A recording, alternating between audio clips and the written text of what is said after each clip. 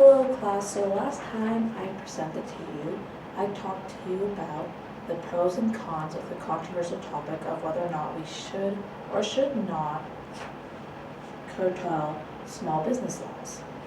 Today I am presenting to you the side of yes, we should curtail small business laws.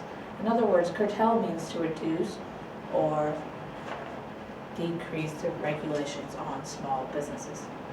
Now, you may be wondering, what is a small business?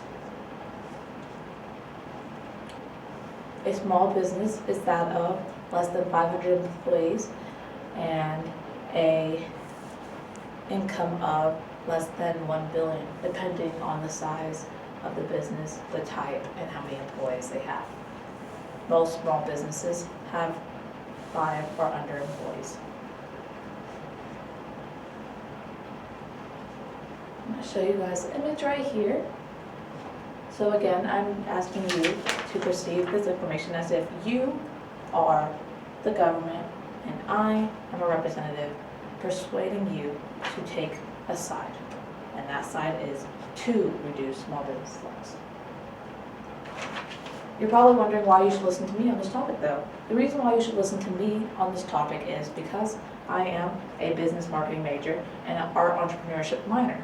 And I myself own a t-shirt business as well as no other small business owners and have worked for numerous small businesses.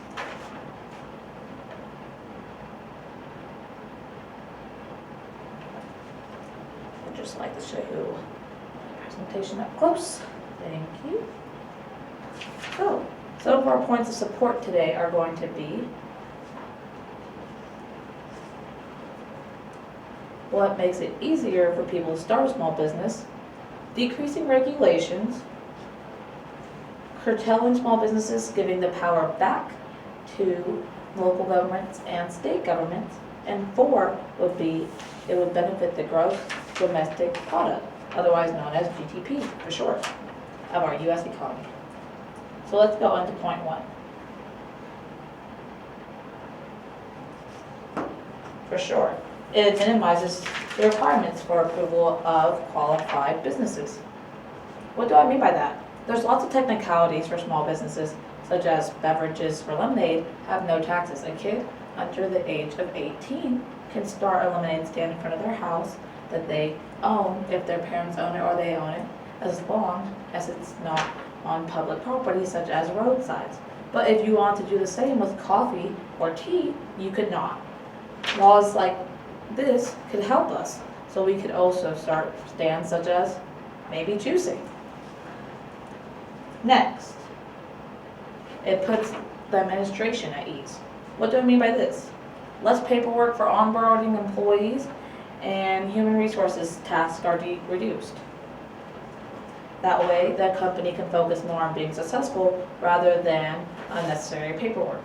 When we know the names of employees, there's no need to keep track of every little thing if they're getting what they need as far as taxes paid and yearly paychecks and increases, such as minimum wage increases, to be exact. It also decreases the amount of licensing. For example, braiding hair is considered an art, so you do not have to get a license for that. But for things such as dyeing hair or per se painting walls, you do need licensing for that. But sometimes, depending on what you're doing to the wall, that also could be considered an art.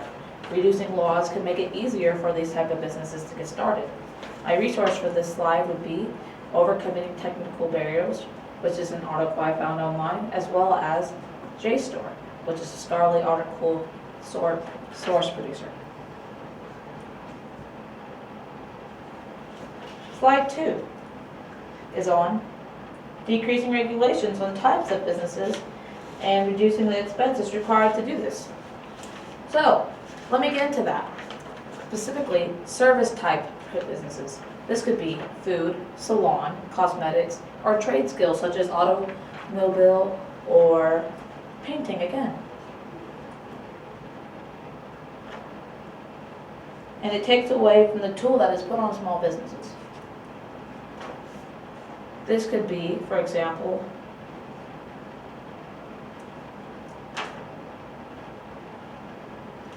some tools that were put on small businesses was that of COVID-19. During COVID-19, businesses were required to open and pay for their own masks provided for workers.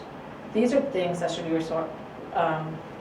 be resourced by our government, our national government to be exact, not burdened on small businesses that are just trying to get by and didn't have a say on it. Next.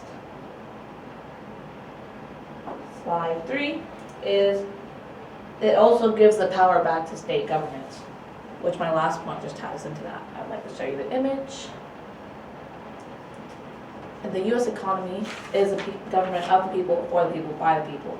And we do this by having something known as checks and balances. We have a 3-branch government that consists of the people, the Senate, the president, otherwise known as legislative, judicial, and presidential. My source for this one is www.whitehouse.gov.